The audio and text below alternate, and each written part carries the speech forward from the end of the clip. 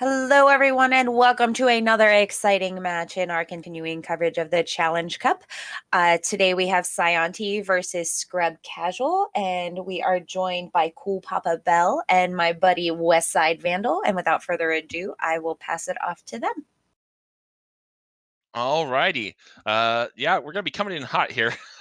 About 30 seconds before they start here. Game one was a very interesting affair with a very interesting hammer location that derailed Scrub Casual's plans to get a victory. So we'll see how game two turns out. Actually, game one trolled both of our runners simultaneously with different items. So this should be interesting to see. Moon Pearl in Link's house. Okay. Off to a That's rip-roaring definitely start smart. already. Oh my goodness. Yeah, I heard game one of this match made you want to say some naughty words on stream that you're not supposed to. Yes. Yeah, I made a joke and then explained it way too much. So, which is, standard operating procedure for me. Uh but all right. So, escape or uncle, not escape. 10 Game two arrows of and this just a one. little piece of life.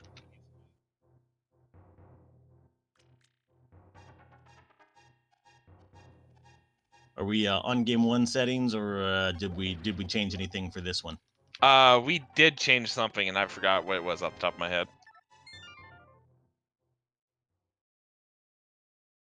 Gonna look at that real quick. Although Jinxie usually has it set up pretty well for the viewers on the restream, so they probably already know and are just shaking their heads at us right now.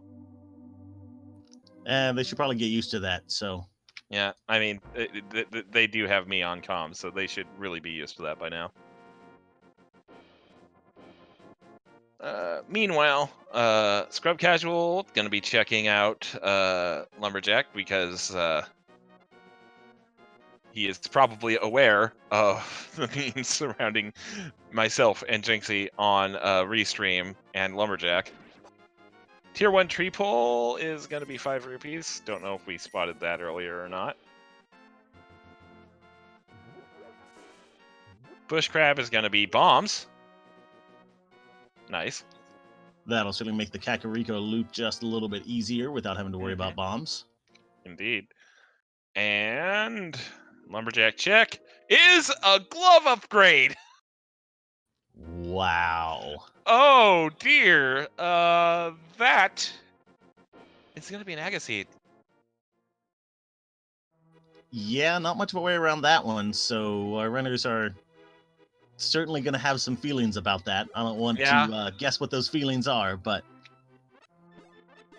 oh, I'm sure Scrub is just loving life right now.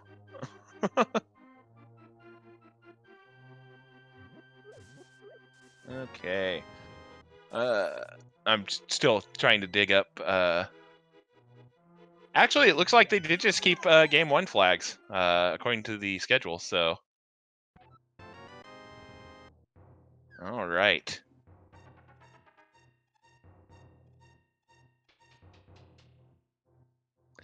So, that is going to be a slight information advantage for Scrub Casual as we get a map check. I saw 5-6 on Hera and crystal number 3 on Eastern. I did not catch what desert was in time.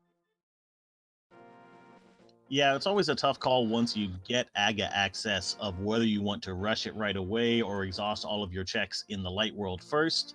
So certainly having the information of that glove on Lumberjack is going to help you make that decision. As we see our hammer as well. So there's most of the Dark World access puzzle in place just on the other side of AGA. Yep. I mean, there is a definite possibility that we find the other glove somewhere in the light world checks we have available to us. But it's also just as likely that we find those boots first.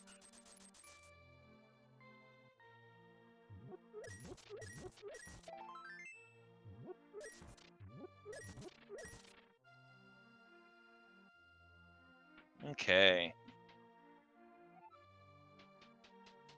As both of our runners make their way through Kakariko Village here. That is, and it's some expensive bombs from the bottle vendor there. Yeah, not the best deal. Probably want to shop around a little bit more before buying those. Yep. But yeah, as you say, it's definitely possible that those boots, which we know have to be around somewhere so we can access that Aga item, might be hidden deep in the Dark World if we can find that other pair of gloves first. That's also a good call. All right. Gonna be taking a look now at the back of the tavern. Okay then. Interesting. We've got Dark World access now because we did just find that first glove there in the back of the tavern. But that actually might be a problem for Saiontea because I don't think he's gonna be visiting Aghanim's Lumberjack Ledge anytime soon. Because he's just gonna be like, hey, I've got Dark World access. What could I possibly need to do Aghanim 1 for? Yeah, so he's certainly coming from the mindset of, boy, Dark World access this early. This seed is great. But you might always also be thinking, how is this seed going to troll me later? And I think we and chat have a pretty good idea of how that's going to happen. Just 50 rupees on the race game, so we're not going to need those because we've already gotten plenty of rupees, as evidenced by both of our runners having multiple hundreds.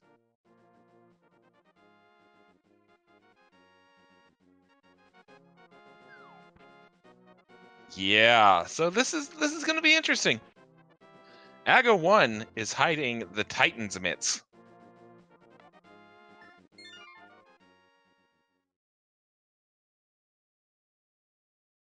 And Scrubcasual is the only one who has checked the Lumberjack Ledge at the moment. And as we were just explaining, it's highly unlikely that... ooh. 6 Crystal Swamp Palace, Green Pendant Turtle Rock, Blue Pendant Thieves Town. I was going to say, at least we can always count on an interesting race when you're involved, Wes. Yeah. I mean, I'm sure Scrub appreciates that hammer was in a nice location as opposed to where it was in Game 1. Location sometimes known as Hype Cave now for Saiontea. Rupees. Another rupee. Blue mail. And a piece of heart. Blue mail definitely going to help out early here because we are staring down only 4 hearts at the moment. Yeah, that's the curse that comes along with the blessing of early Dark World access, is then suddenly you're in the Dark World on 4 hearts or whatever, so Blue Mail will definitely be a big help in that direction. Indeed it will. All right, so now we're going to see what our runners decide to do with this Dark World access and the information they have. Looks like we're going to get Stumpy checks. And the digging game from Mr. Alec Baldwin.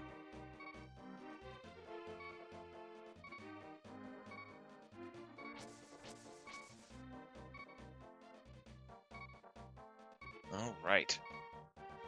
So how many digs for what is most likely going to be worthless junk are we going to see today? We're going to see...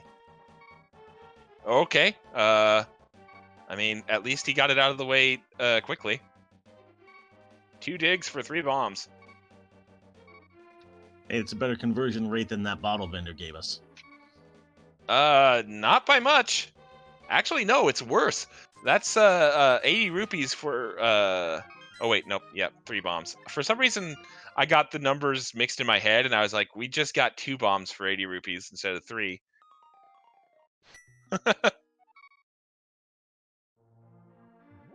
Because obviously 80 divided by 2 is 40, and 100 divided by 3 is 33.3 repeating, so...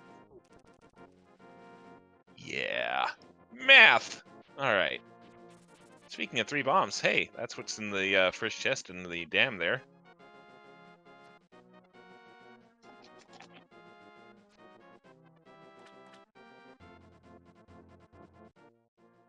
Okay, so we're going to see the South Shore checks here.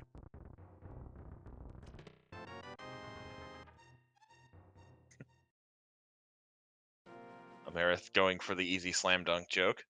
300 very, very wet rupees in the drained dam there.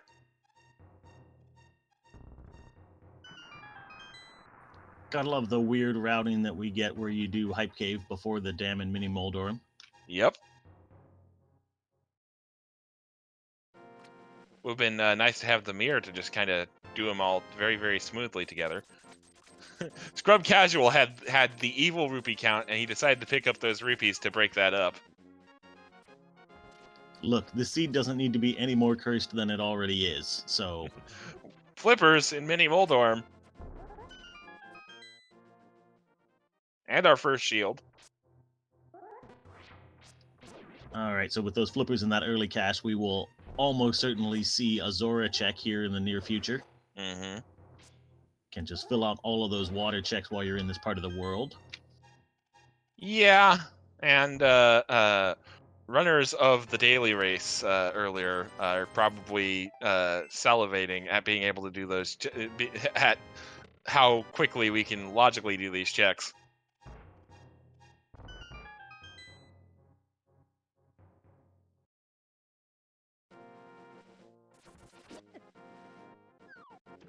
Okay. Yep, definitely going to be taking a look here is Scrub at the Lake Hylia item, which is just 50 rupees. Yeah, I'm always... meanwhile. Go ahead. I was gonna say I'm always glad when the game makes it easy to make this decision about fake flippering or not, just because it's I feel like I always guess wrong. So if I actually have the money and the flippers to do it, that makes it much easier.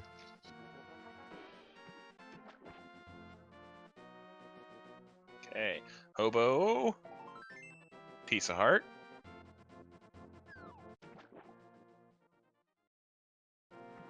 Ice Rod Cave did not really have anything important for us, so now we're just down to the Zora's Domain checks,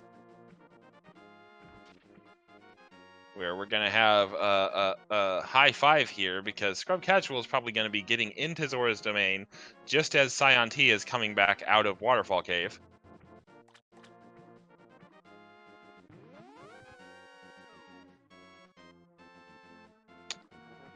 I love it when I get the timing right like that. There it is. Waterfall, again, not anything important there. So we're going to be down to the King of Scamps himself and that ledge for anything of value up here. Well, I'd say that's a valuable piece of equipment there. That's the hook shot on Zora Ledge.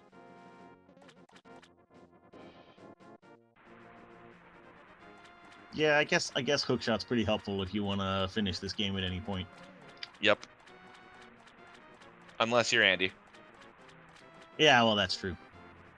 And, well, honestly, Swamp Palace is kind of a thing, so you kind of need it for that. Yeah, details. I'm sure if we give ourselves a couple of weeks, we'll find a way to skip hookshot in Swamp with Cane of Samaria or something. Yeah. It's been an interesting year so far for Link to the Past. Well, Zelda speedruns in general, honestly. With all the craziness for Ocarina of Time that's been found. Yeah, plus all the Skyward Sword nonsense near the end of last year. It's been real interesting. Wow. Wow, Amerith. Wow. No, absolutely not.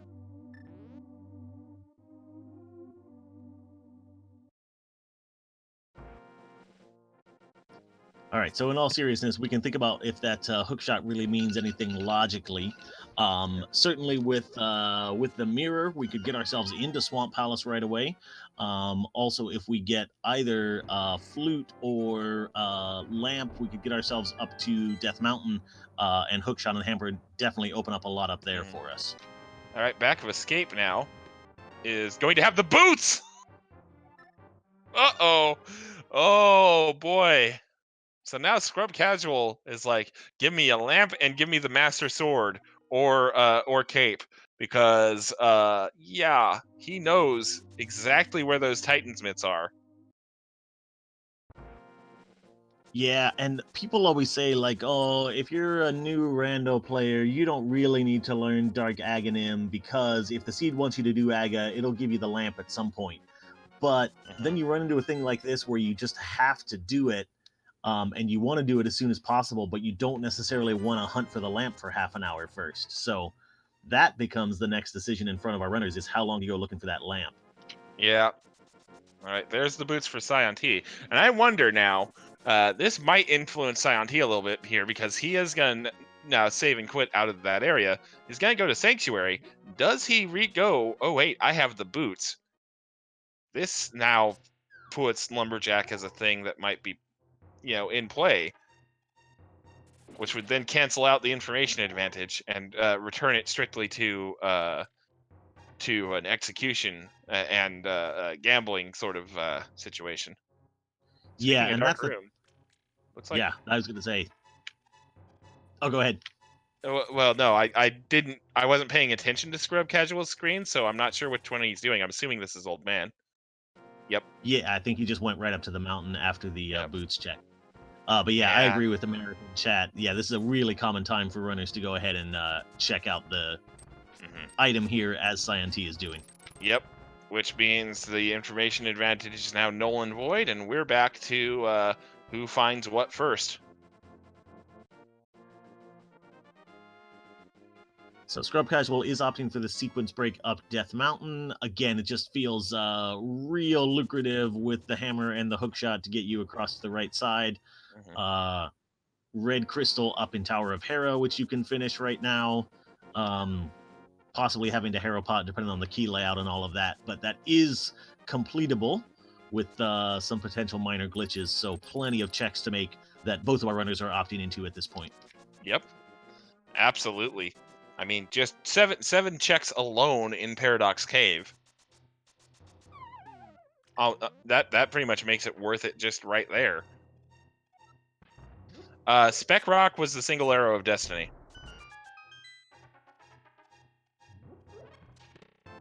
And there's that lamp. So now we're just looking for the cape or the master sword here, and then we're probably gonna see a beeline straight for Aghanim's Tower. Yeah, that's also interesting from a logic standpoint because that tells us that flute was the intended access up to Death Mountain. So anything the runners find here will be locked behind the flute from a logical standpoint. All right, there's the Book of Medora, by the way, and Ether. And Zelda Speedrun's main with the 84-person raid. Welcome on in, guys. You are watching the 2019 Link to the Past Randomized Challenge Cup. This is the last outstanding match of the round of 16, the third round of the bracket stages. It's saiontea versus Scrubcasual. saiontea leads 1-0. And currently, it's a very, very interesting start to the seed. Our second lift upgrade is locked behind Aghanim 1. And we are now looking for either the cape or the Master Sword to be able to get into Aghanim's Tower. But, as pointed out, that lamp, being where it is, means we are logically also looking for the flute. All right. Ether tablet, not going to be anything of importance today. And our runners will definitely be able to narrow down where that flute might be by thinking about the logic, and that's going to be a required item since Misery Mire is one of our crystals today. So on top of all the regular reasons why you want to know where flute is. Well, yeah, and it's already required again, like you mentioned, because of where that lamp was, means you can't really get up here without the flute. There's the mirror in Tower of Hera.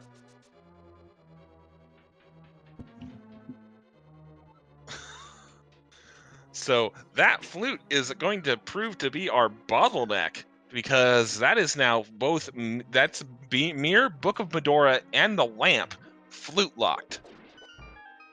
Right. So that tells us flute's not going to be anywhere in swamp. It's not going to be anywhere in desert or obviously Misery Mire. So feeling like the Pod Eastern area or potentially Village of Outcasts. Yep. And there's the second item in Tower of Hera, just a heart piece.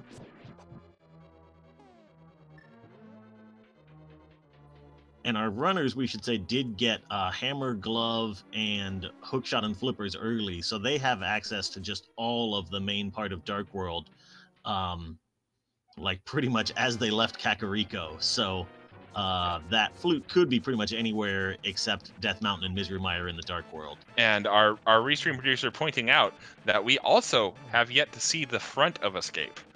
We saw the back of Escape. That's where our boots were today. But there are still at least 4 items in the back of Escape, because the I can't remember what Sanctuary itself had, but the back of Escape had just the boots. It was the boots, the map, and the small key.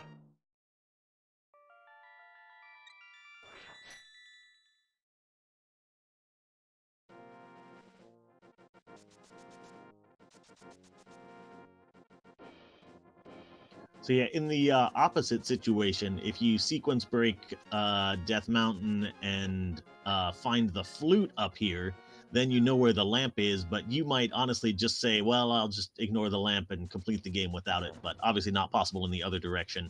Right. So the flute hunt will definitely be on at some point. Yeah, it's gonna be interesting to see what this seed logically expected you to do with that flute, because that's a lot of items locked behind the flute already. And there's the Cane of Brian, or Berna, if you're wanting to be absolutely 100% correct about things.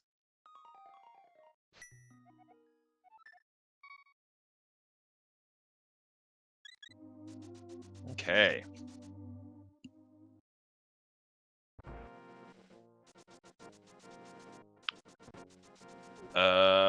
Hey Scrub, are you gonna mark your lamp anytime soon, buddy? And sorry, Slowpoke, that wasn't directed at you. That was directed actually at Scrubcasual, because he has not marked the lamp on his personal tracker yet. It's because I was looking at his information to see what he might be thinking of doing next, and I noticed there's a lot more red than there should be on his tracker.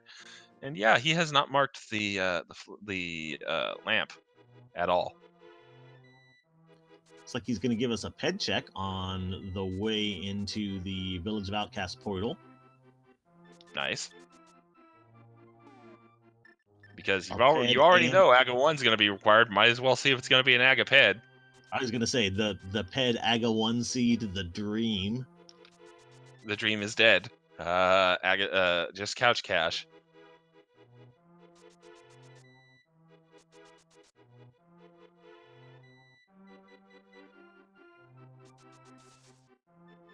Valid point from Amarith in chat.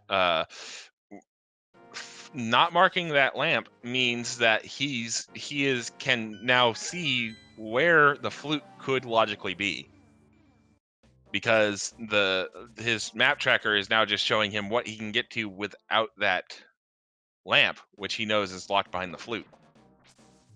Yeah, that's actually a really smart way to use your item tracker. Hot pro tips coming in from Amarith.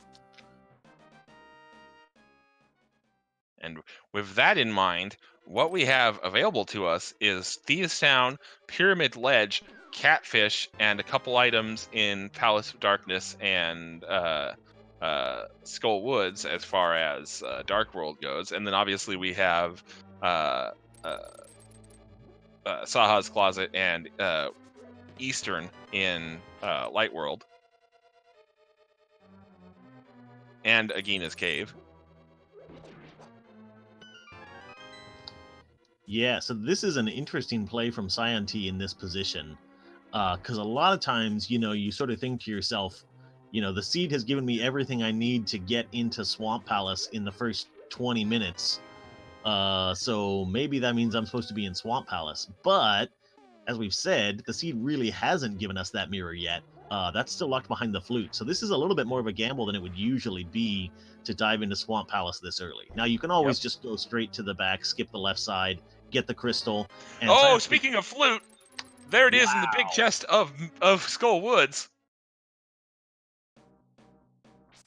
And yep, Scrubcasual was indeed trying to ferret out where that flute could be logically. He immediately marks both the flute and the lamp. All right, so everything I was just saying is completely irrelevant because with that flute, lamp is also in logic. Yep. Oh, and the book. And the mirror.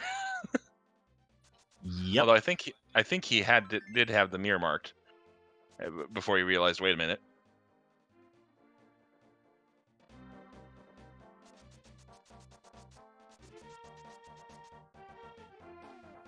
Yeah, the other thing saiontea might have been thinking in rushing swamp is that is our second 5-6 crystal of the day, so it's not very often you can open the pyramid fairy at half an hour into the seed.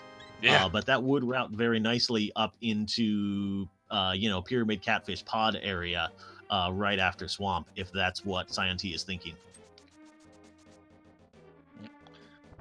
All right, so that's going to be a situation to keep an eye on now because Scrubcasual being very careful to remain in logic. There's Cape. There is our Aghanim 1 access. Yeah, Scrubcasual being very, very careful to keep things in logic, whereas saiontea is going way off the beaten path of the logic trail here at the moment, and hopefully he can steer himself back onto the trail here at some point. Yeah, another routing thing that saiontea might be thinking of is, as we all know, there's always a sword in swamp. I mean, not always, but pretty much. So if you find that master sword in here, that could also give you your Aga access, and you could just grab that while you're doing Pyramid Fairy as well, which would be really nice efficiency of pathing. Indeed. All right, so nothing too interesting in Thieves Town as of yet. Swamp is a bit backloaded chest-wise, so we're just kind of seeing saiontea make some moves here. Ooh, Quake Medallion.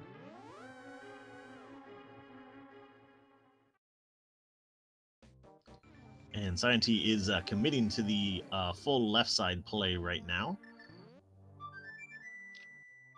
I mean, fair call. This early going to Swamp, you gotta assume that there's something in here if you're gonna be coming in here this early. So that makes very, very little sense. By the way, the goose is loose, the duck is amuck, the mallard is empowered, the pheasant is present, and any sort of bird brain puns you can come up with for Scrubcasual activates the flute at about 26 minutes 55 seconds in.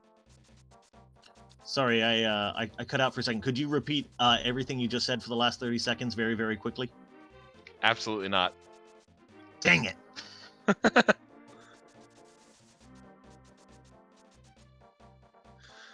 It doesn't look like anything too vital on the left side of Swamp for saiontea, unfortunately. And then we did just see a bumper ledge check from Scrubcasual, but I missed it. 10 arrows, I believe. Okay, the eagle is legal. Oh my god.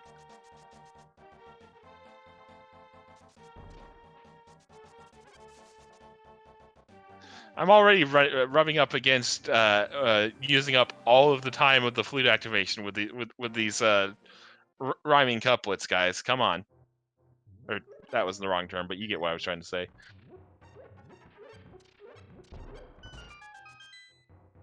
At least I didn't say the bird is the word. Wait. Damn it. The turducken is trucking. Wow. I appreciate you, chat. I appreciate you. That's a good one. I'll have to remember this the next time you guys go off creating just hell logic for our runners. Oh, there's the ice rod in the back of Swamp.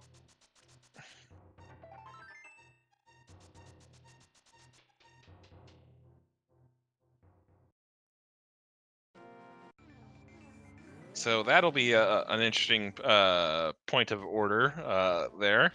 Granted, it is kind of... you probably actually don't really want to see that ice rod, considering Turtle Rock is a green pendant. Yeah, I mean, there's twice as much value in the ice rod as usual, right? Because it locks 2 items instead of only 1. Mm-hmm. I'm trying to think, though. I mean, what could be on on Trinex and the green pendant in this logic that we have. Valid. Like, yeah, true. I Honestly, find it hard to imagine that could be hard required. Yeah. But before chat beats me to it, what about one bow on Trinex and the other one on the green pendant? Oh. Oh. Oh. Rude. Full heart from the catfish. Could also be, that's a good point. It could be the medallion we need to get into Mire.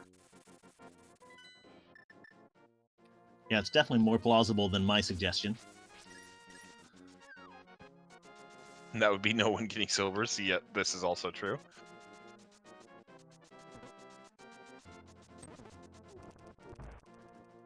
You are missing something, in that Scrubcasual has already checked the pedestal with the Book of Medora, and it is Couch Cash.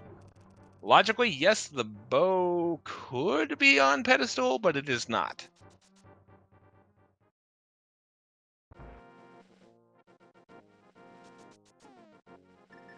Looks like he is going to go ahead and clear out Aghanim's tower to unlock those Titan Smiths. Meanwhile, saiontea taking down Argus with a nice menu-based boss fight. Yeah, could have switched to the Ice Rod. That does the same damage as Fire Rod to that second phase of Argus, but just threw that pretty well with a good, yep, a pretty good call by Jinxie here. Interesting that Scrubcasual elected not to do the front of escape. He just charged straight up Aghanim Tower here. And as we know, there's still multiple items left in escape. Yeah, especially with the lamp now, you can get Dark Cross, of course. Might be thinking about just mirroring back from the top of the pyramid to go back into escape from there. But yeah, might just be beelining toward those myths and thinking that everything else we need to finish the seed is down the line from them. Mm-hmm. All right. Pyramid Ledge is going to have 10 bombs. Pyramid Ferry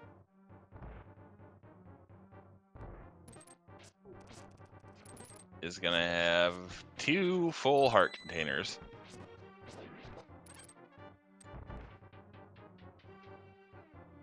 And there's the mirror from saiontea. Okay. Thought I was going to be stuck in that bush and have to rethink things there for a second. Looks like saiontea is going to go ahead and give us the information Scrubcasual denied us, for now at least, with the escape checks, starting with Dark Cross.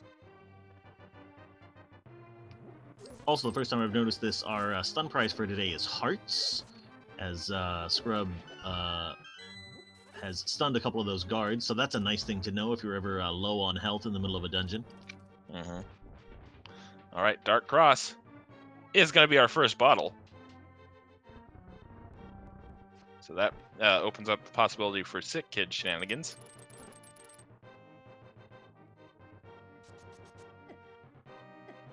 Oh! The second guard in this room deciding he has had quite enough of Scrubcasual shenanigans.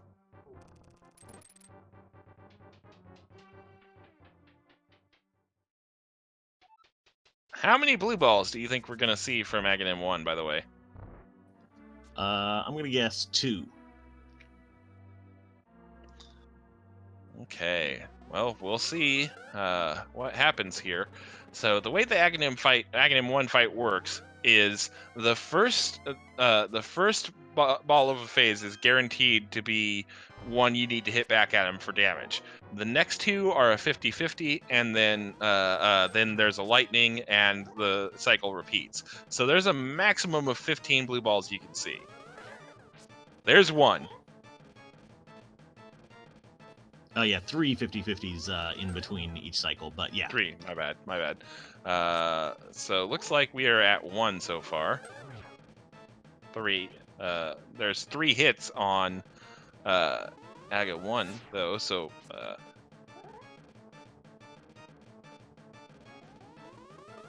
4 hits now.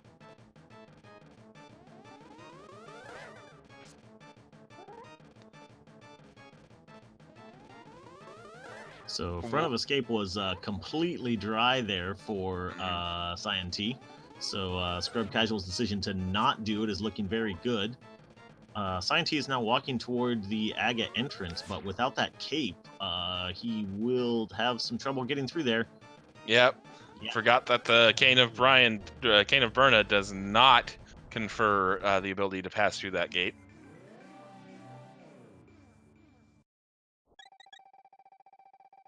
Chat also pointing out, very good point, on the sick kid, which we have access to because of that bottle we found in the front of escape in Dark Cross, could trip Scrubcasual up.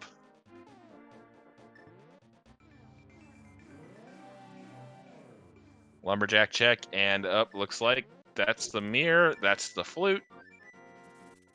Oh, Scrubcasual electing to leave escape behind for the time being. You know, it looks like we are going to see Pod Eastern from saiontea.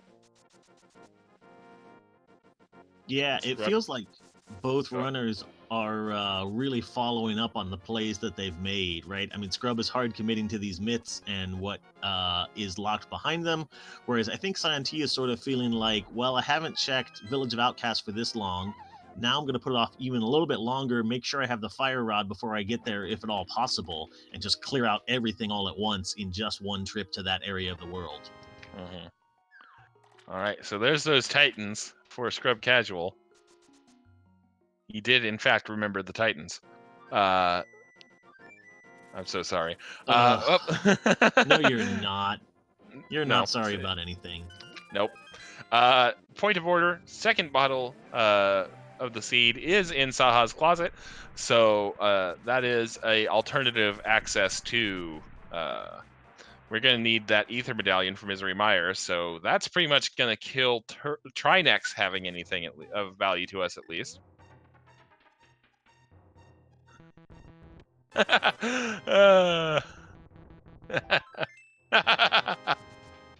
And it's been great commentating for you guys on ZSR, but I'm pretty sure I'm going to be banned after this after this particular race if Cubs' reaction is anything to go by.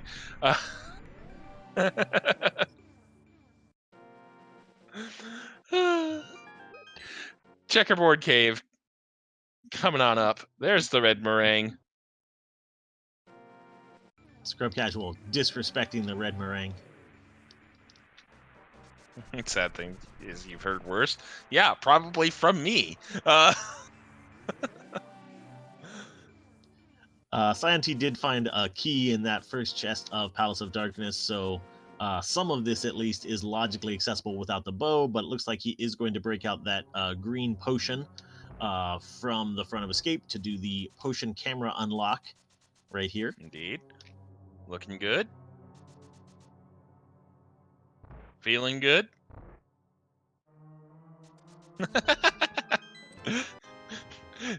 More ZSR staff coming out of the woodwork to guarantee that I can safely continue to volunteer for these races. So I appreciate it, Norinato.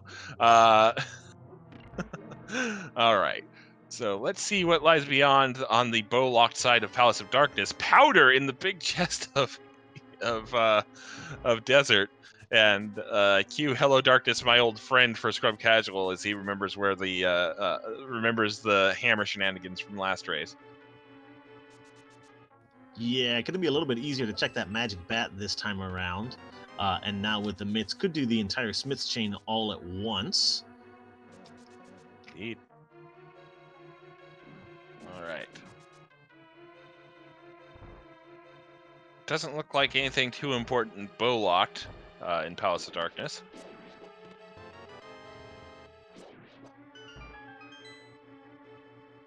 Gonna be going for the big key, I would assume, here.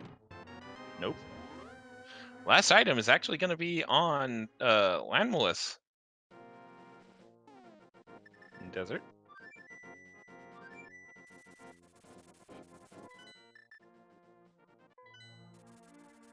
So not too shocking to see Scrubcasual noping out of that one. Pretty long check for just one item.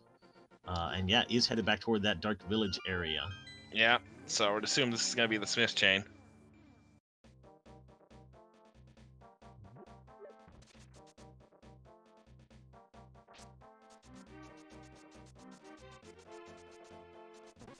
And saiontea is through all of that key collection in Palace of Darkness and is now getting to where the actual items might be.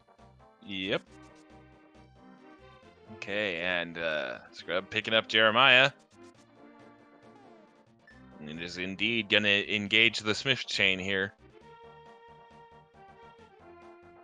With the stop off at everybody's favorite magic bat. There's the big key for Palace of Darkness on saiontea's side.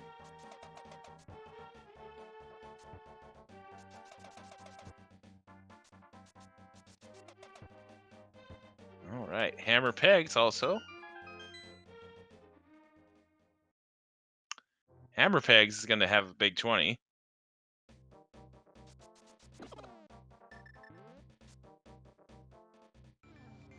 Okay. Let's see what we got here.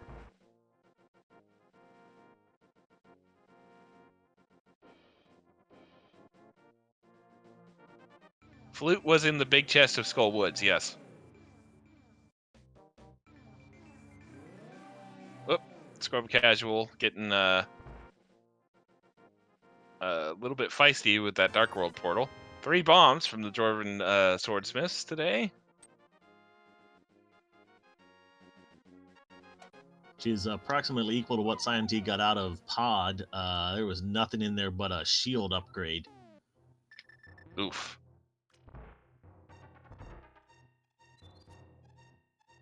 Oh. Didn't quite get the powder into the bowl the first time for Scrub, but gets it second time and gets a full heart container.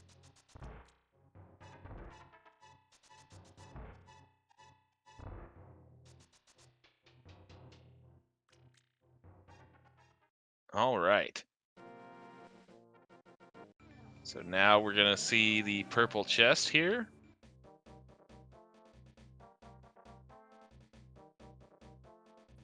Starting to feel like this seed was really front loaded with items just to kind of get runners through that Aghanim run and find those myths.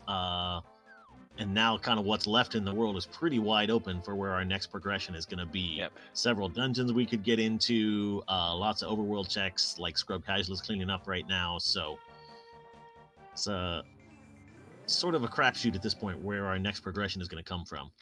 Yep. All right. So Cave 45 is going to be the Master Sword.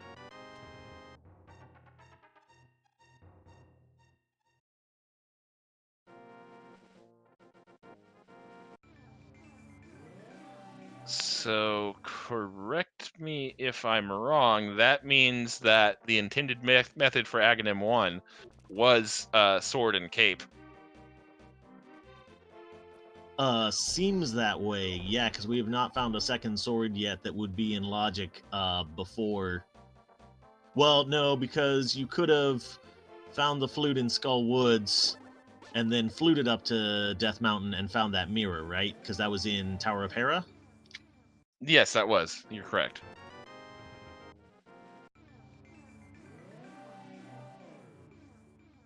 But yeah, pretty convoluted route to get to that Aghanim access one way or another. Yep. All right. So Bombo's tablet. Are we gonna be three for three on Couch Cash here? We're gonna find out. Nope, that's the shovel. Do you want to do a fetch quest? Seems like whether you want to or not, you're gonna. So. Yep. Question in chat also about Swamp Palace had anything. The only thing it really had was Ice Rod. So the odds of that actually being useful are extremely low at this point. So probably pretty much nothing out of Swamp either, but Scrub is heading there right now because it does have a crystal, which I understand you'll want as many crystals as possible. Yep, this is a 7/7 seed, because there were no modifications made after game 1, so this is a 7/7 open mode defeat Ganon seed. So we do need that crystal off of Argus. Scion T looks like he is heading to Skull Woods, gonna find that flute, and probably not gonna be too happy about it.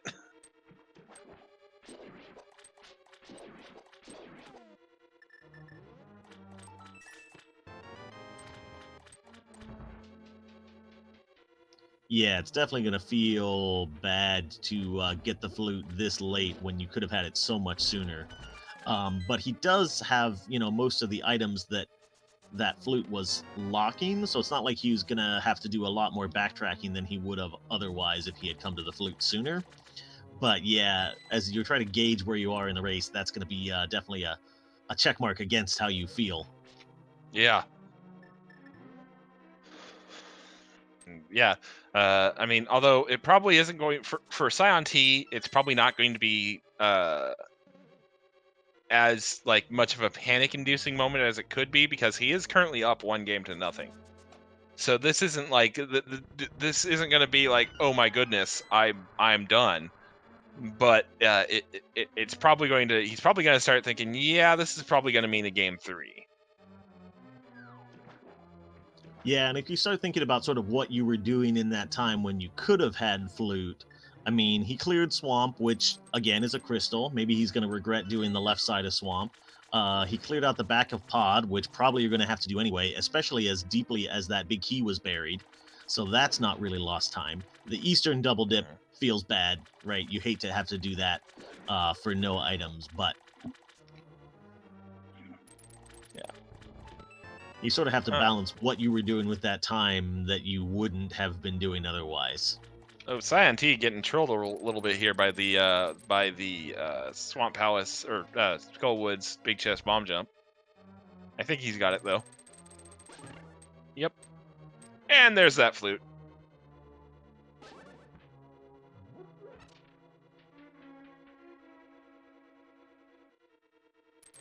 Okay.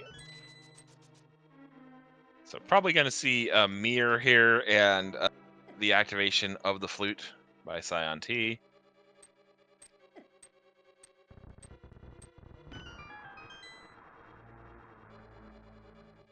A good point brought up by Amerith here.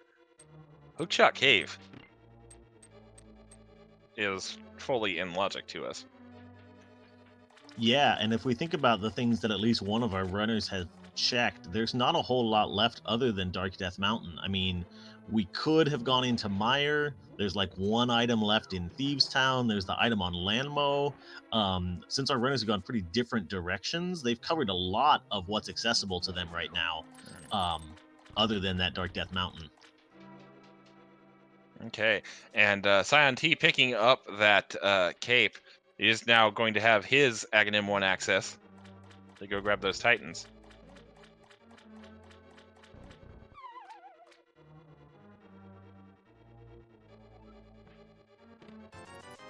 Meanwhile, Scrubcasual about to pick up his Ice Rod. And I saw the compass there, so there's at least 2 items left in the back of Thieves Town. Whoops. We'll see if Scion T heads all the way to the back or nopes out after the front 4. And the astute of you might have noticed that I called out the Ice Rod a bit too early because it was not on left side swamp like I thought I remembered it being. Chat asking if there's still a chance for Pedestal. Nope, Pedestal is just Couch Cash today.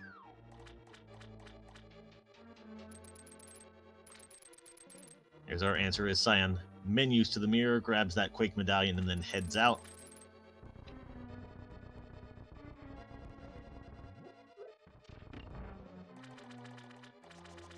And there's Scion T's flute activation. Please rise for the Hylian National Anthem if you didn't do it the first time. chat calling for the green pendant bow. That's just sick and wrong. That is definitely possible, but with our V31 bow, progressive bows now, we would need both bows to be in terrible locations for that to really come back to bite our runners. Well, I mean, you yourself laid it out bare for us earlier by saying Trinex could have the first bow, and then Green Pendant would be the silvers, which would mean neither of our runners would have silvers. Yep, it's definitely possible. I mean, that's like a 1 in 10,000 chance or something, but rando gonna rando. All right. So Scrub about to head to the Argus fight, where he is going to be able to avoid the menu-based fight with by virtue of having that Master Sword.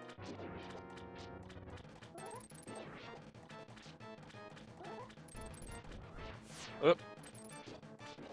Is going to have to deal with the slight annoyance of each puff taking either 2 slashes or a spin to take out, though.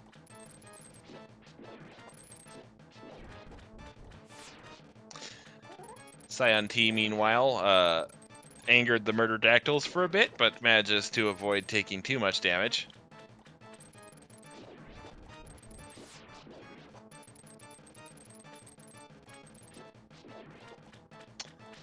Checking Graveyard Ledge here while he's here.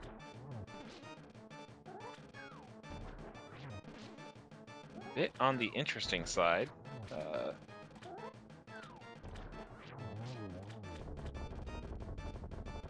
Yeah, I think just kind of wanting to wrap up this part of the world for the most part. Can route in the King's Tomb check as well, so finishing off both of these at once is a little bit more efficient, feels a little bit better. Question in chat: what are dactyls? Murderdactyls. It's a kind of a community name for those particular enemies. The pink birds that you're probably gonna see shortly here from Scrubcasual, because I think he's heading up that direction. Might not be. Nope, he is. Well, I mean, after a fashion, yes, because he's gonna turn in the big red bomb. But basically, the pink birds that I'll point out again when we actually see them can cause a lot of damage if you're not paying attention and don't have a lot of backup.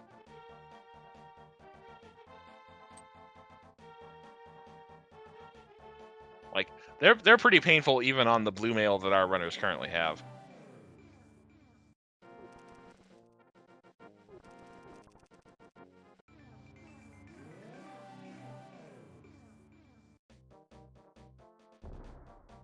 Scrubcasual having a slightly easier time of turning in the big red bomb, by the way, by virtue of having done Aghanim 1, so he can just use the mirror and the portal to cut out a bit of the journey. Yeah, and you've got to think he's going to do front of escape at this point, right? I mean, we know it's nothing, but he doesn't know that, so... Yep, does pull out the mirror while he's still in the pyramid area, and yep, he's heading to the back of escape. Or the front of escape, in this case. Again, that mirror is just so convenient for routing, because if you want to, right, at this point you can just come out of front of escape and then transition this over into a pod at eastern area, just check anything you want to over on this half of the map. Yep. Meanwhile, Saiontea going to be heading up Aghanim's tower to unlock his Titans.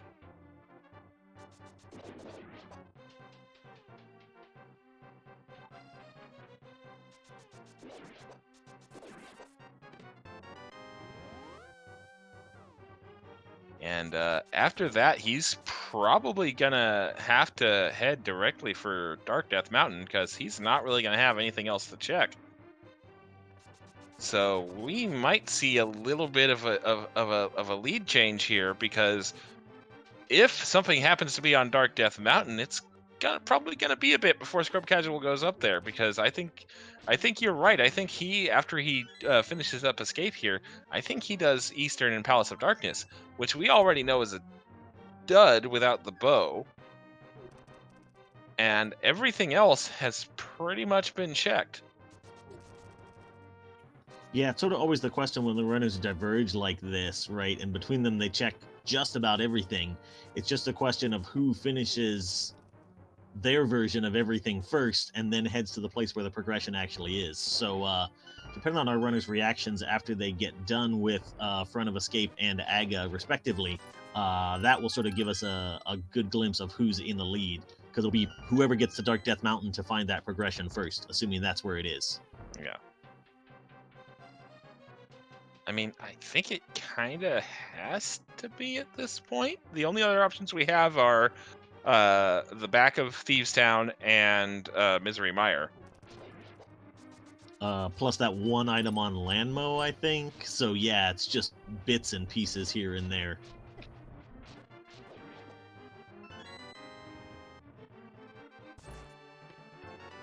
All right. So there's the last item out of Escape for Scrubcasual. We'll see what he decides to do now.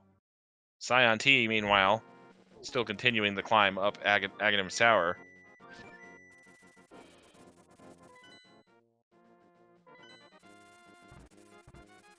Looks like Scrubcasual is going to go ahead and do Dark Death Mountain here.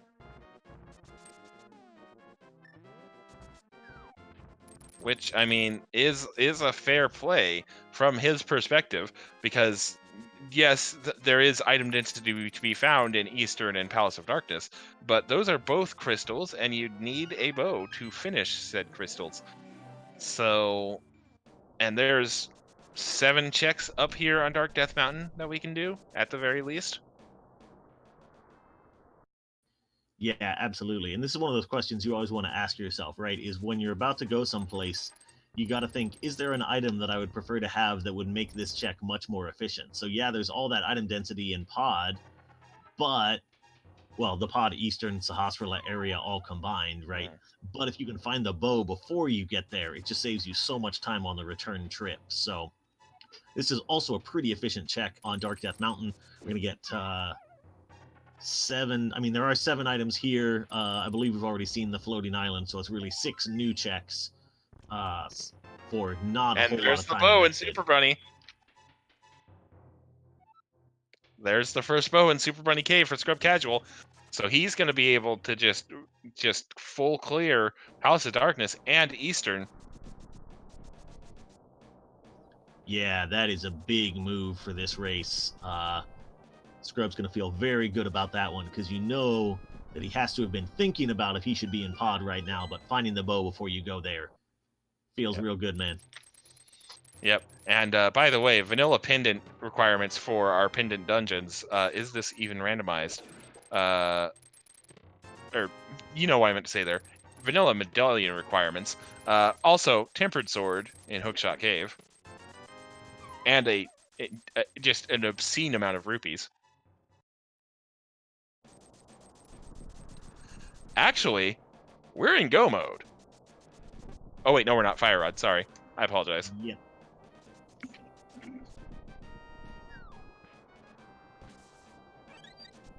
Scrubcasual, very smart there. When you find that much money in one place, you should leave immediately because there's probably a dragon that lives there. So, Yep. good idea to run Also, away. Kane of Samaria. So yeah, don't mind me. I am very much having seed bleed at the moment because I noped out of the Speed Gaming Daily with about 10 minutes to go before this race started. So.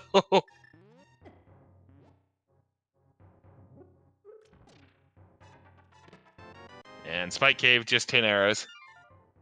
Yeah, I don't understand the people who are like, I play 3 cross keys seeds a day. I feel like that would just make my brain explode.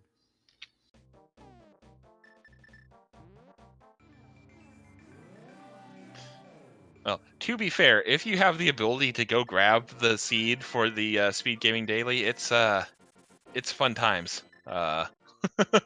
It was some fun times.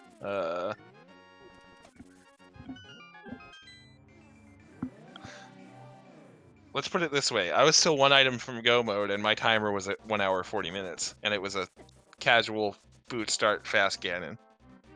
Yowza. Granted, part of that was just me being terrible, but yeah, there was some things. There was some things happening with that seed. All right, Mire Shed now for saiontea. already seen this from Scrub, but it's new info for Scion T. Bo was in Super Bunny. And Scrubcasual gonna efficiently route in Saha's closet into this Eastern and pod play.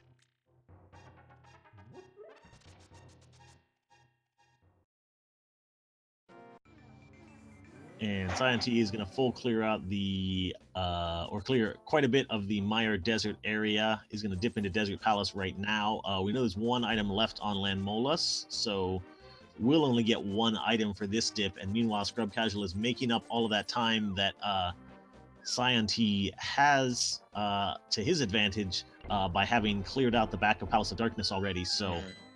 And again, those single dips into dungeons are just such a huge advantage if you can make them happen. Indeed.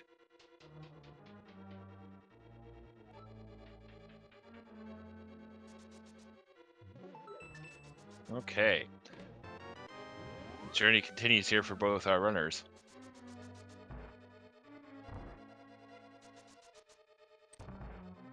I mean, with that one item extant on Landless here, Scion T could very well decide to see what Landless has here. And if it happens to be, say, the Cane of Samaria or the Fire Rod, that could spell trouble for Scrubcasual.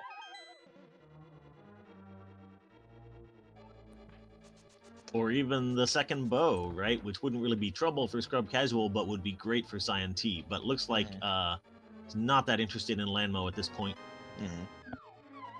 Can't say I blame him. It was just kind of an interesting what-if scenario.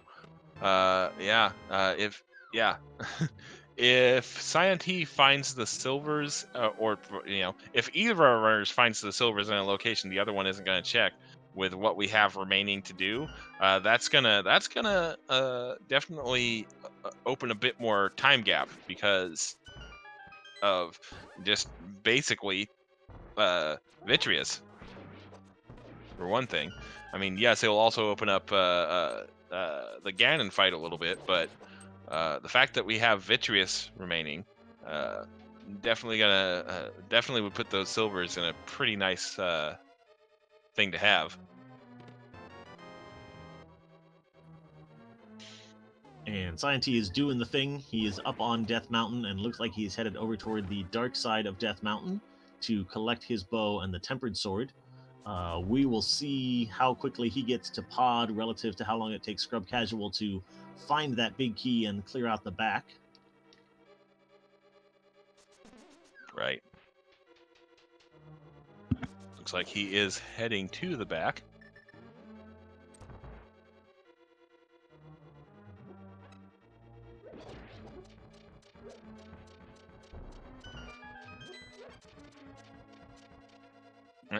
Scion T not going to mess around with the trying to hook shot through that block, just going to delete it with the mirror. I don't know what it is about that particular hook shot clip, but I can never get it as consistently as Scrubcasual seems to. Yeah, Scrubcasual missed it as well, so... Yeah, it's definitely annoying. You pretty much have to fire the hook shot like as soon as the block starts moving for it to work. All right. So Scion T now does have that bow. Gonna check the requirement for Turtle Rock just to be safe. We'll see that it is the Vanilla Quake entrance.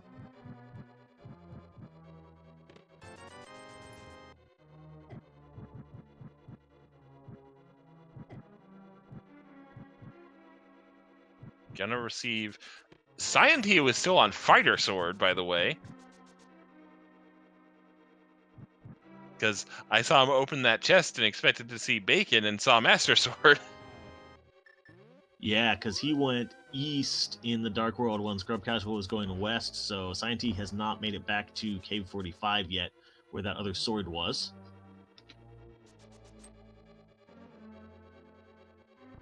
All right.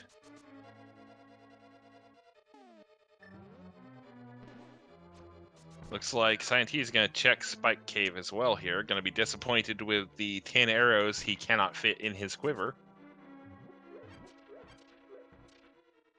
Scrubcasual, meanwhile, pushing that statue onto that switch and making his way further down towards Helmetsar King's domain.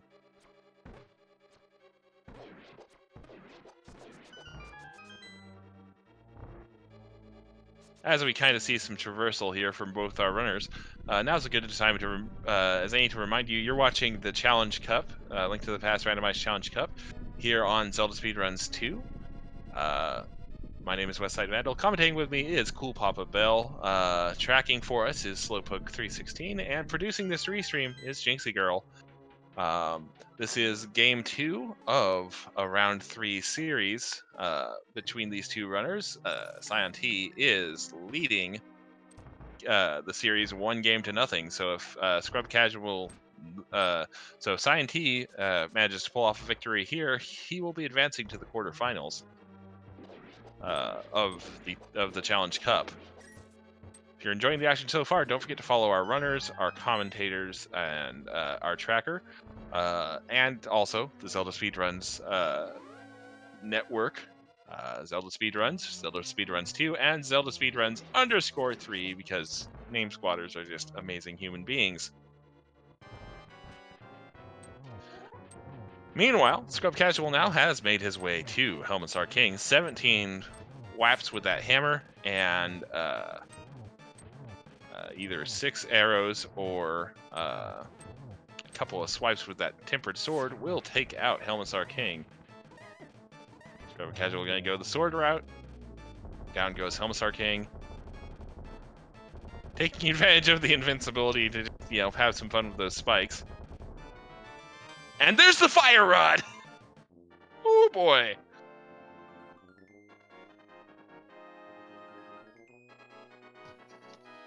Wow, so that puts Scrubcasual, I believe, just that red cane away from go mode at this point. Yeah, I can't think of anything else we would need. All right, there is the mirror, and we're going to go ahead and take on the Armos Knights here.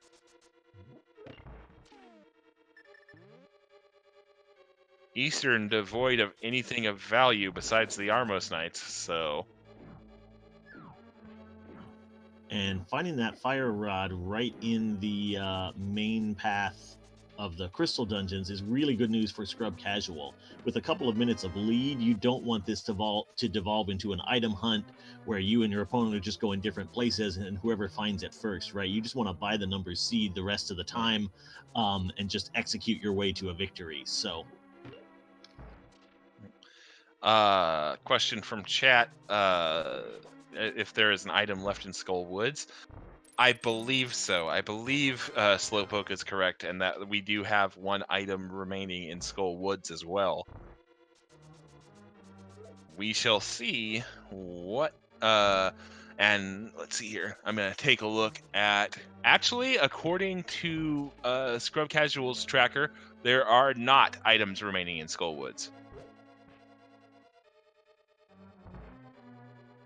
Unless he just preemptively marked the chest empty because he knows it's in the back half of Skull Woods.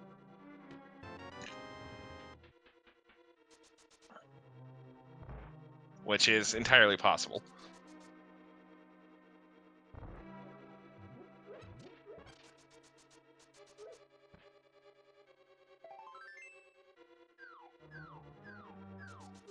fire rod collected on saiontea's side as well. Had to opt for the arrow strats for with only that master sword. It's a little bit more annoying to try and get 8 slashes in on Helmetsword. Yep. Ice Palace, back of Thieves Town, Landmo, Dig Spot, front of Meyer. Could possibly be the back of Skull Woods. Yeah, there's some places this Canis Samarias could be. And I'm going to note here that we're going to see things tighten back up here because saiontea has already checked all of these chests that Scrubcasual is currently grabbing. So we're going to have both of our runners probably heading to the back of Eastern at roughly the same time here. Yeah, I did not expect it to be quite this close at this point. I feel like there are still some disparities in overworld checks, because like saiontea has finished up the entire Smith's chain, which I do not think that Scrubcasual has done. But again, if the cane is in our just sort of regular path through the rest of the crystal dungeons, that won't be something that Scrubcasual ever stops to think about. So, still a lot of race left to run. Scrubcasual has done Smith's Chain. I think you got it backwards there. Scrubcasual has done Smith's Chain, and saiontea has not. Oh, okay, I might have screwed that one up. But I was thinking, oh, right, because, yes, that's where Scrub got the third sword in Cave 45. Yes, my bad. Yes. No, you're fine. You just said it, and my brain immediately went, wait, what?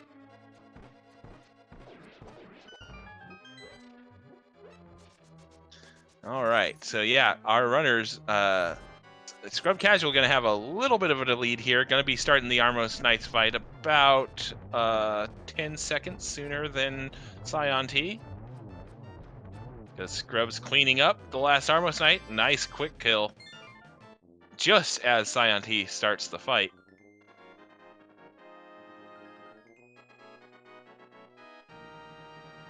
Yeah, about a 10-second difference there. Yeah, incredible sync from our runners here. We'll see if they stay neck and neck like this or head different directions out of Eastern Palace. Certainly, they're thinking about where they should go with that fire rod, and Scrubcasual is fluting directly toward the Ice Palace area. And I guess skip the Ice Rod cave back at the beginning. He never did check Ice Rod. Yeah, so he's grabbing that real quick. Probably going, oh god, if it's here, I am so dead. Luckily for him, it is not. It's just a piece of heart.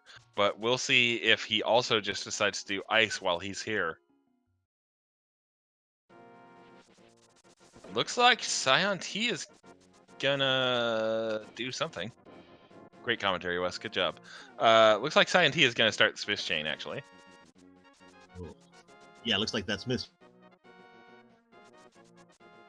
And looks like Scrubcasual is heading to Ice Palace. So here's that divergence we were talking about. Although this is more Scrubcasual has already done Smiths, whereas saiontea does still have to do it. It's got 3 items in the dungeon. Yep. 3 items here. Only need 1 of them. And it would be just like the Rando RNG to put Cane of Samaria in Ice Palace.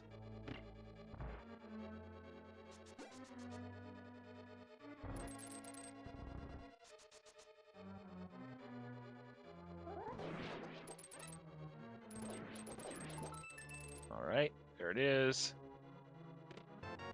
Red mail. First item in Ice Palace.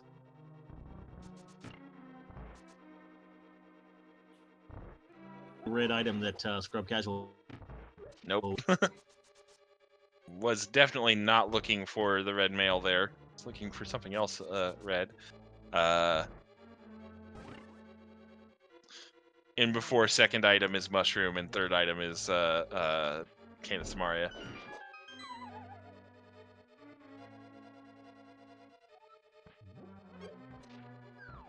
I just now noticed this in chat, by the way. But yeah, you got to figure the runners are fairly happy that Turtle Rock is, in fact, 100% dead, with our go mode being Cane of Samaria.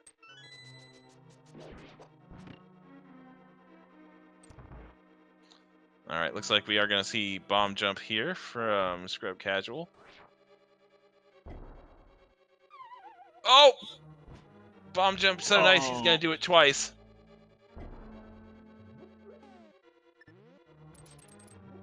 That always kind of feels bad when you just derp yourself off the ledge like that. Yep. I will say that's the first time I've seen a derp off of that particular ledge, but, you know.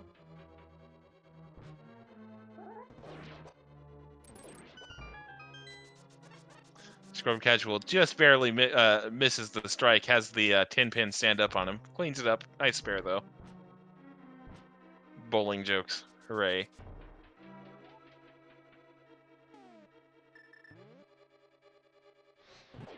I don't care if chat feels out of their element or not.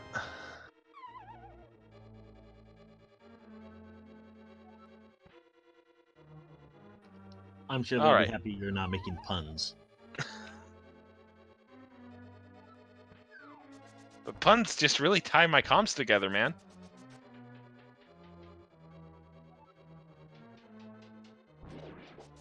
I'm glad we're going this direction because I'm wearing a Big Lebowski t-shirt right now, so... Oh, man. All right. So, Scion T continuing the Smith's chain, gonna route in that Bombo's tablet check as well. As we know, none of this is what he's looking for.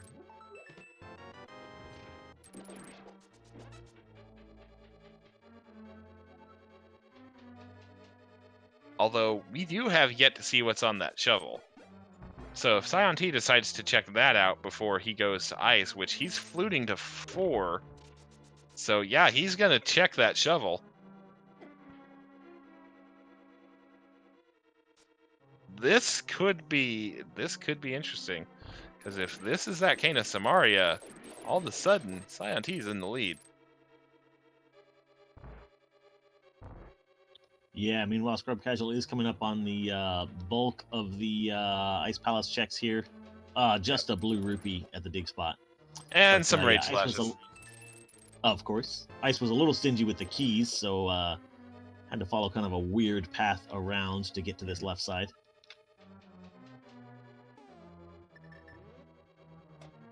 And Scion T gonna go directly to Ice Palace here. Gonna be about 3/4 of the dungeon behind Scrub here. There's Bombo's medallion. That is our second item in ice. I was going to say, that's 100% useless since we know it's not even a Mire or Turtle Rock entry. Mm-hmm. I don't know. It gets some mileage out of me in one of the last rooms of the Gan's Tower Gauntlet most of the time, but that's neither here nor there.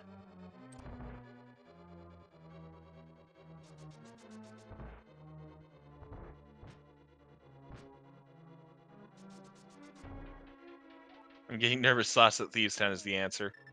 Same. Okay.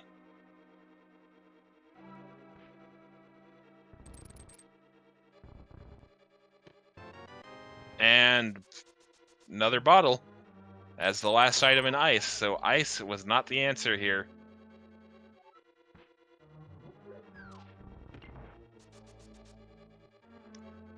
Actually, good point by our tracker. Bombos is going to allow us to skip the first phase of Cold Stare here. Well, not skip so much as do it far more efficiently. Yeah, Scrub. There we go. I mean, Scrub does have a green goo, and actually both our runners. Oh wait, no. Scion T used his potion glitch.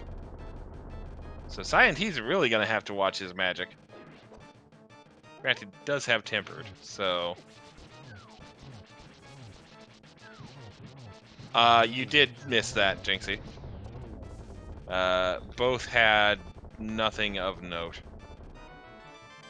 I know Checkerboard had the red meringue. Yeah, and there is always that door in the basement that you never have to open because it's how the game intends you to hit the switch here in Ice Palace. But there are, I think, 2 small magics under pots in there. So if you're in an emergency and need some magic before Cold Stare, you can always head that way. Alrighty, so what is... Scrub's gonna unleash the bees there before he flutes to the shop and spend some of his rupee hoard on blue potions.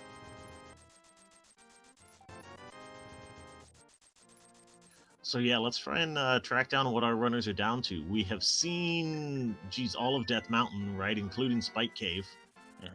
We might be down to dipping those pendant dungeons because our runners have cleared up, kind of those one-off checks like your Cave 45 and Graveyard Ledge, that sort of thing. Yeah. Scrubcasual is going to hit up Bottle, and I would not be surprised to see him head to that dig spot as well. Yeah. Yeah, I think the only thing I think Jinxie is correct. The only thing we have logical access to on the overworld, or we don't because we need Cane of Samaria to even get there. Mimic Cave is the only overworld check we have left besides the green pendant.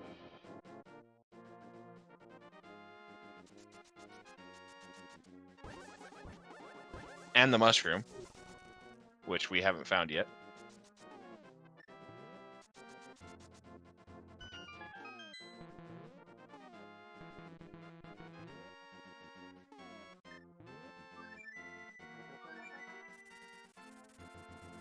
Scrubcasual getting trolled by the game not letting you switch off of the shovel until some undetermined point in the shovel animation. I'm not quite sure what it is. And looks like he's going to opt for the caneless mire dip as opposed to back of Thieves Town. Interesting. So, by Jinxie Girl's notes, there is in fact an item left in Skull Woods. So Scrubcasual has Scrubcasual, as a point of order, has Skull Woods marked as 0 items remaining.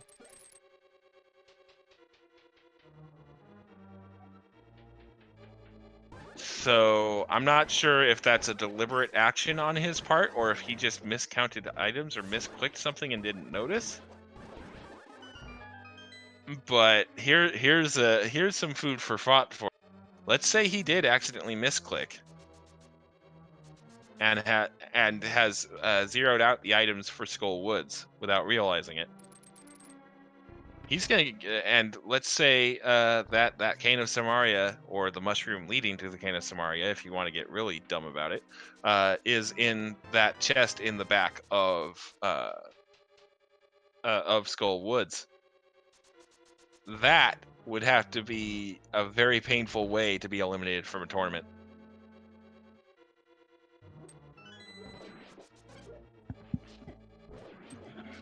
Yeah, absolutely. Now, he might get saved by the fact that Skull Woods is a crystal, so he might just decide, I'll just go do this and figure out what I'm going to do next after that and head to Skull Woods anyway. But, yeah, well, no, what I'm saying hope we is don't run into something like that. What Oh, I'm yeah, saying he is, skips that last chest. Yeah, because he has the item count as 0 remaining in Skull Woods. Right. And there's no way he goes and checks that chest if he truly believes that he has 0 items remaining in Skull Woods. There's the big key of Misery Mire right there.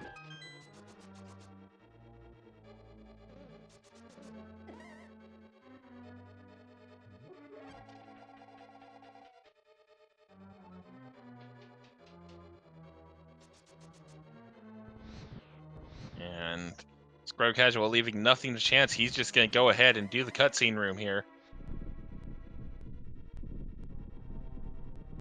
Meanwhile, saiontea is making the play back to Skull Woods here. So we're going to find out exactly what's going on here. Yeah, that means we'll get a look very at shortly.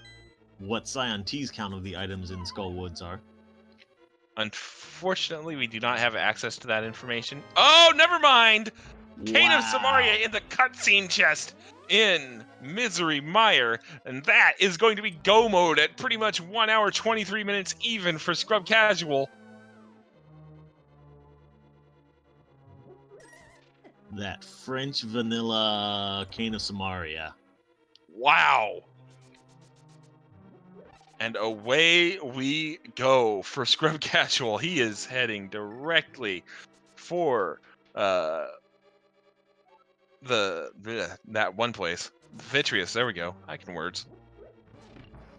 I have the best words. The optimistic play is working out there. You just hope to find the cane in mire because that would be your fastest path to finishing the seed, and it pays off for Scrubcasual. Indeed, it does. Nice cane dash.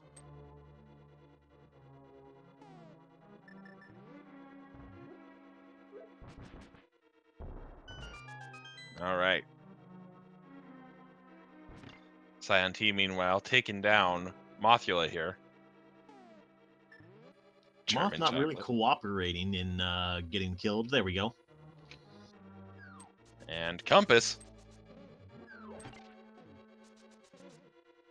So luckily for Scrubcasual, that Cane of Samaria is where it was. Because Mothula did not have the second item in Skull Woods. If the second item in Skull Woods is still out here, we are kind of having a bit of a... Well, no, it has to be, because saiontea is going to check this chest.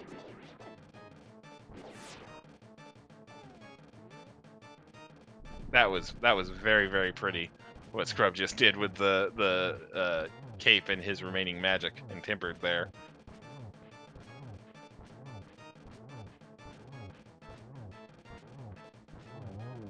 All right, there's Scrubcasual's 6th crystal there. And he's going to be going to Skull Woods and taking on Mothula, and then he'll be heading for the Ganon Tower, for Ganon's Tower. Meanwhile, saiontea looks like he is going to go ahead and jump into Misery Mire here. Yep, and did waste just a little bit of time by going to Skull Woods first and having to check that one last item while he was there. In addition to the little bit of lead that Scrubcasual had coming out of the bow-locked dungeons. But not going to lose too much, of course, since he was just finishing off that crystal in Skull Woods. Yep. So, this race is not over yet. It's going to be... It is very, very likely that this is going to be a silverless fight. So, stranger things have happened in Ganon silverless fights. And then there is the entirety of Ganon's Tower to contend with, including wherever that big key has wound up. Yeah, these runners are definitely close enough that Ganon's Tower routing choice could really close the gap between them, and certainly that a Ganon fall or death would give us a lead change in this race. Plenty left to play, plenty of execution that our runners have to show off on the remaining climb up Ganon's Tower. It also, we'll see if saiontea decides to check the cutscene chest first, as opposed to making his way over to the right side of Misery Mire. There we go. I can words again. Meanwhile, Scrubcasual blazing a trail to Mothula here. Yeah, it wouldn't even be an absurd play to find the big key, clear out the right side, and then go right to Vitreous from there and leave the cutscene for the very last. So Scrubcasual making that play right away was a gamble that paid off. A small gamble, but a gamble nonetheless. How do you propose we get back to Vitreous without that Cane of Samaria? Oh yeah, right. That was a test to see if you were paying attention. Cool. And you passed. Yep. Sorry, that phrasing just made me think of last night's episode of Critical Role.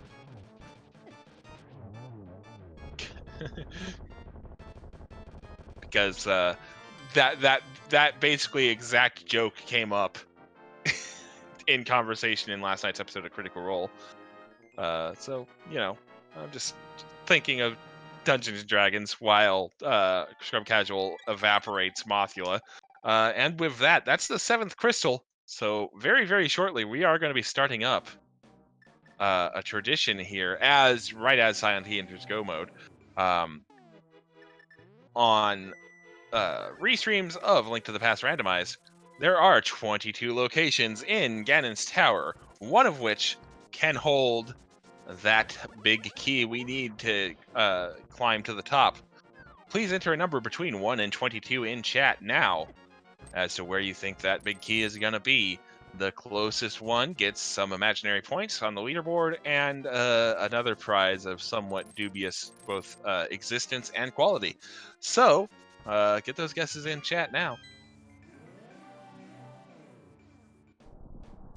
Guessing will close when we see Scrubcasual enter Ganon's Tower.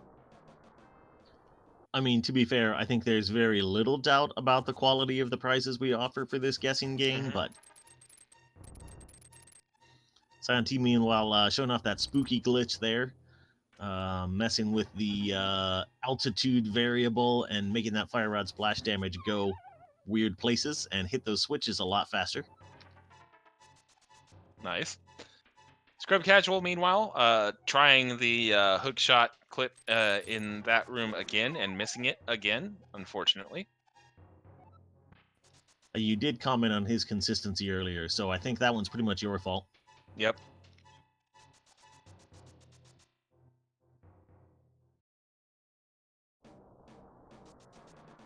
All right. Scrubcasual just about to Ganon's Tower now, and saiontea is just about done with Vitreous. As I turn into an old grandmother for a second, because that was some lightning to the face. Yeah, a little bit scary there at 2.5 hearts, but red mail very handy.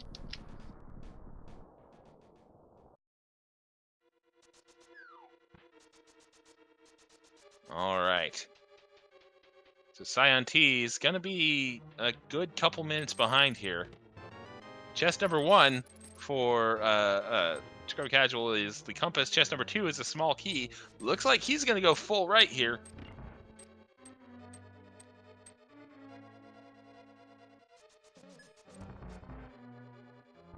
And not going to check the tile room first. Continues his way full right.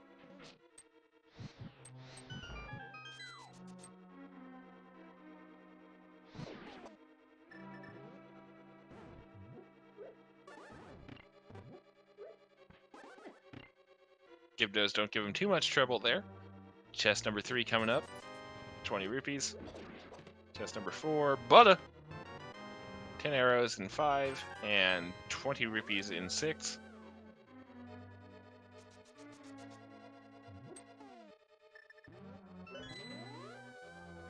That gold sword gonna make the first 2 phases of Ganon go slightly faster.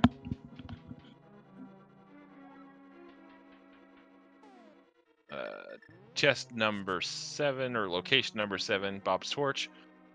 Not gonna have anything going on there.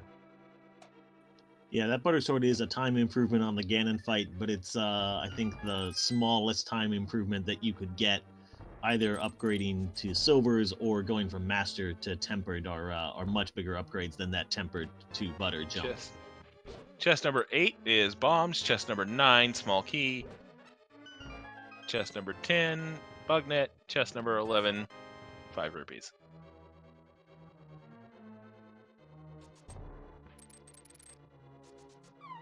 So, with the big key not being on the right side, saiontea can make up some significant time if he decides to go either hope room to left or full left. We'll see what he does.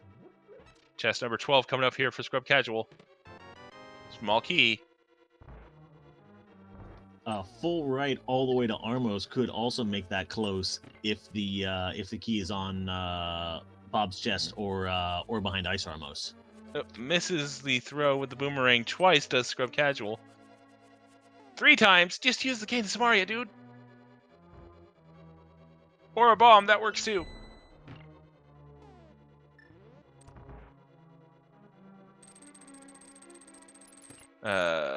Chest number 12 coming up, right? Let me think. 2, 6, 7, 11, 12. I think this is 13. 13, thank you for the correction. Small key. Saiontea also going right first off. We will see if he continues right or mirrors out after getting that small key. All right, 14 through 17 coming up here in the randomizer room. So named because you're not usually going to see this room unless you're playing either randomizer or a 100% run. Oh, hello, big key, chest number 14. And half magic in 17. Scrubcasual trying to fish out those silvers from the looks of things. Our tracker guessed 14. Slowpoke 316 with the absolutely 100% not rigged win. Slowpoke, you've won 14 points on the leaderboard and a lifetime supply of Link to the Past randomized seeds, redeemable at ALTTPR.com. As always, if your standard seed lasts longer than 4 hours, please consult a wiki. Void where prohibited. No purchase necessary. Emulator not included.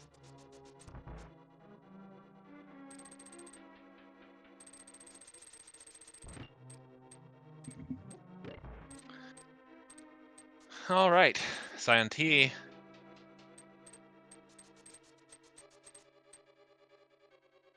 Making his way down towards the randomizer room via the full left.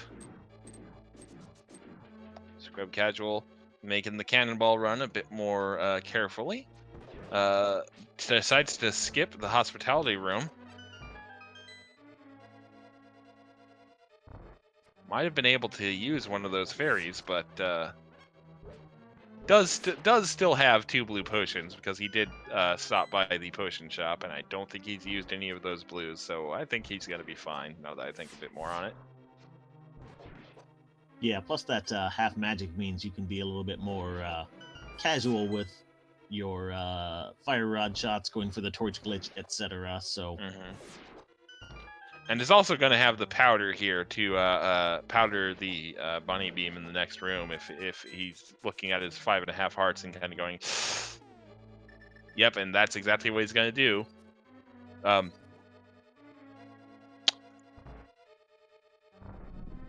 Okay. Whoops. Okay. that was an interesting sequence right there for Scrubcasual, not gonna lie. Yeah, it's hard to fight Lanmo as a bunny, as it turns out. Yeah.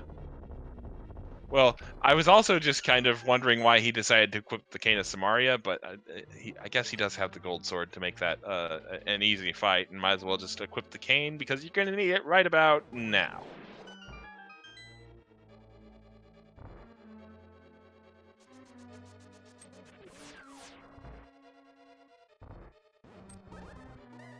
Oh, misses the Cane of Samaria block there twice. You need to do it a bit lower there, buddy. Thank you. Yeah, I think that was one of those you try and hit left and your item button at the same time, and only one of those happened. Yep. Does get it eventually, and is now on to the torch puzzle here. Can I go ahead and just use the fire rod as opposed to the torch? Again, half magic and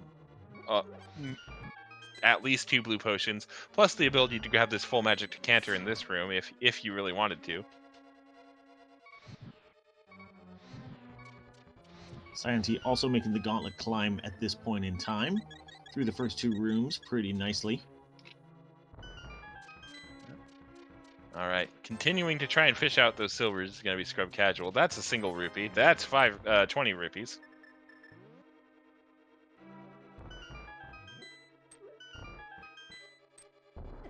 saiontea, meanwhile, skips grabbing the bunny beam entirely at 4.5 hearts.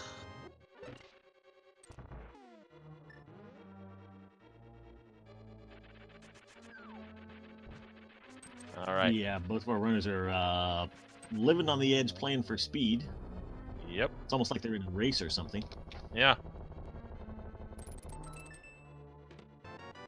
Validation mushroom.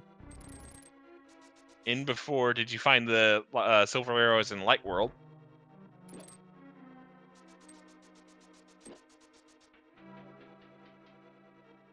That would be something. Because Feels like that we're would going to be see Turtle Rock, but because that would be either Mimic Cave or Mushroom if it did say Light World. All right, Scrubcasual Geometry Wars now. Nice two hit on that one. And then Aga 2 decides to line up for what could have been a triple, but unfortunately just a 2 there. Oh! The dodge by Aghanim 2 there. 2-2-1-2 for Scrub, or 2-2-1-1 because counting for Scrubcasual. And he's going to be heading to the big pig fight here at about 1:39:30 after this animation gets done.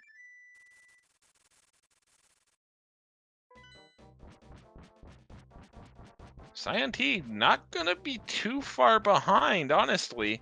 Going to be entering the Landless 2 fight at about the time Scrubcasual enters the Ganon fight. saiontea destroys Moldorm, who I think I actually just called Landless because I'm a genius.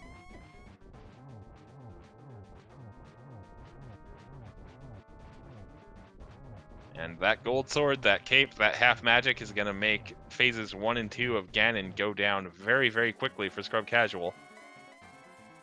Phase 3 is going to depend on how nice Ganon wants to be about landing. There's the first hit. There's the second hit. Turns out he's going to be really nice about it. There's the third hit. And... oh, never mind. I was about to say he might be done playing nice, but he decided to, Thieves Town had our silvers. Yikes. There's the torch glitch for Scrubcasual.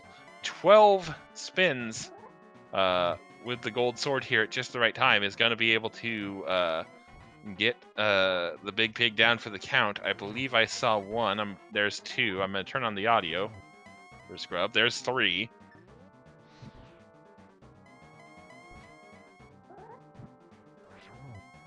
There's 4, 5. Scrubcasual looks like he's got this under control, but stranger things have happened on Silverless Ganon. saiontea entering the Ganon fight now.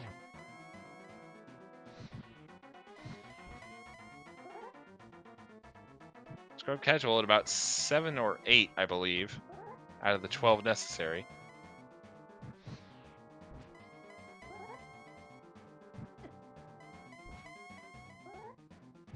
does still have a potion to replenish that magic if needed. Yep. And while saiontea is on phase 3 already. Oh, that was close. Oh, buddy.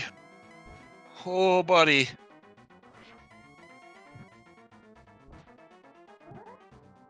I don't understand why he swiped there, but thankfully it didn't cost him.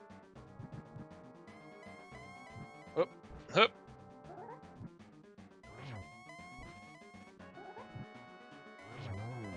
And there's the last hit. Scrubcasual just needs to survive the most dangerous 1x3 in all of Hyrule, and he'll be getting ready to take this game 2 down and force a game 3. Up comes the bridge, across goes Scrubcasual. He finishes in first place with an official SRL time of 1 hour, 42 minutes, and 20 seconds. Get those GGs out in chat.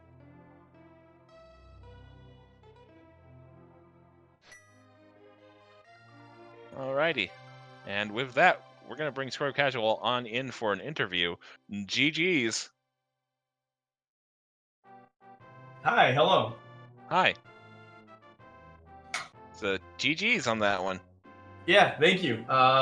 It did not feel like it was as close as it was. I'm not gonna lie.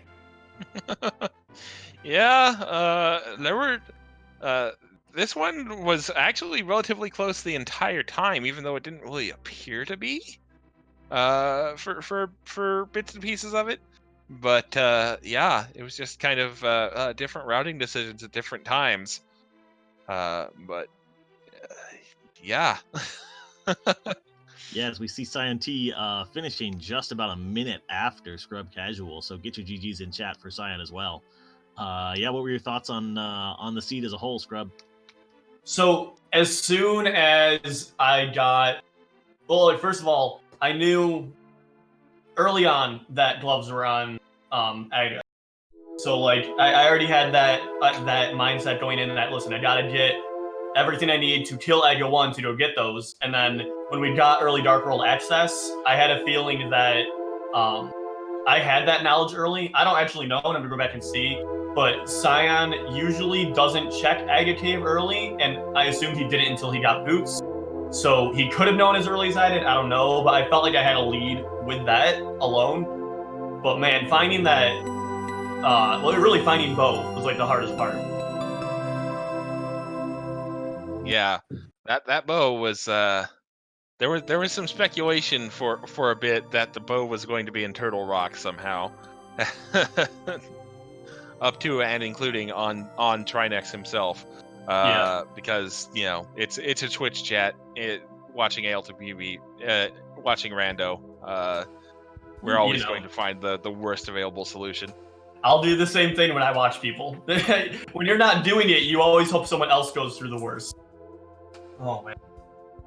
But yeah, no, so as I was leading to with that is that when I got access to gauntlets, basically, I went straight to Misery Mire area, saw that I had Ether for it, and I just knew, I had a real big hunch that Red Cane was in there, but because I was still looking for so many other items, I didn't want to go force myself into Misery Mire yet.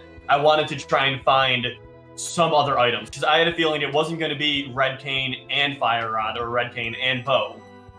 So that's why I didn't do that until essentially after I did cleared all the other Tristan. Yeah, it was definitely interesting to watch because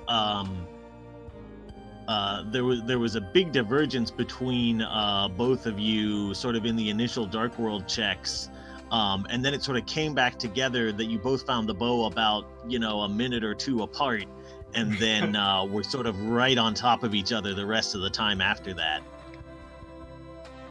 So my one question that I'm going to kind of throw out there, because I'll go back and watch it again, but did Scion do an early Eastern Palace, or did he double dip it, or did he only get one go through once? He did double dip Eastern and Palace of Darkness. And that's that's literally probably why I won right there. I saw someone in chat saying it's because I did Aga 1 early, but it's because I put those off for so long because I didn't want to have to double dip them. And that's what I think was the win.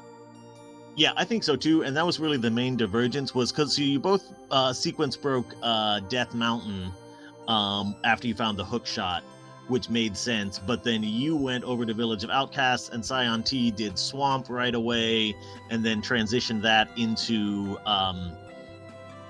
Big Red Bomb, Pyramid Fairy, and then did Pod Eastern after that, where, you dodged that pod dip before the bow, which really worked out well for you in the end. So for me, my mindset when I approach a lot of these, I really don't like to break logic other than very small ones. So Fake Flipper, I'll do. Early Death Mountain, I'll do. But if I get early Death Mountain and I find an item up there that gives me access to Death Mountain, I will likely, which is what I did in this, I will go back to all the checks that I could have done before Death Mountain. Because as I was up there, I got Lamp. So the only way you can get up to Death Mountain is with Flute. And I needed Flute to be able to do Misery Mire regardless. So why am I going to go deeper into the logic when I know Flute is in one of the guaranteed locations prior to Death Mountain? And that's why I did what I did, to try to find Flute as early as possible, because I knew that it was in a select few locations.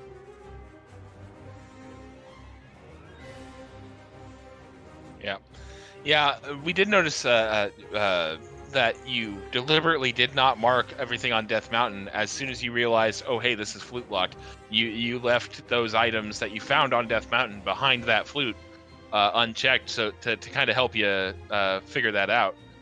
Which I'll have to remember that trick for next time I find myself in that situation. Because I would have just marked the items and then gotten so far off logic that I would have been like, yeah, I probably would have last location to flute and been really sad real quick. Yeah. I think the only thing that, and I'll go back and watch again, I know Scion, when he gets early access, he'll dip into Thieves Town. He'll dip Skull Woods super early as well. So I'm assuming he probably had gotten it early anyway, regardless, Flute. But I mean, that's aside the point. That's just how I play the game. Well, I mean, it worked out this time. So yeah. Going to be interesting to see this game 3, which looks like the tentative plan is 4 p.m. Eastern on Saturday. 4 p.m. So tomorrow, 4 p.m. Eastern. He has not made any changes, so it's just going to be vanilla open. All right, we'll see if that gets picked up and on Restream. Unfortunately, I won't be able to do it because I'll be at my day job. That's rough. You did today's and yesterday's. I think it would have been cool. Have you do the third? Yeah. Oh well. Oh well. Got to make that cheddar somehow. But we will definitely try and pick that up. I will see what we have going on. As always, here at ZSR, we appreciate everybody hanging out with us and supporting us through these races. Big thanks to our commentators, Big Cool Papa Bell and Westside Vandal, our tracker Slowpoke. Thank you, everyone, for tuning in. And we will have more coverage of the Challenge Cup for you. For right now, we don't really have any other races going on, so we're going to raid Wallkicks, who is in a multi-world, so be sure to say hi. And we will catch you all later. Thanks again.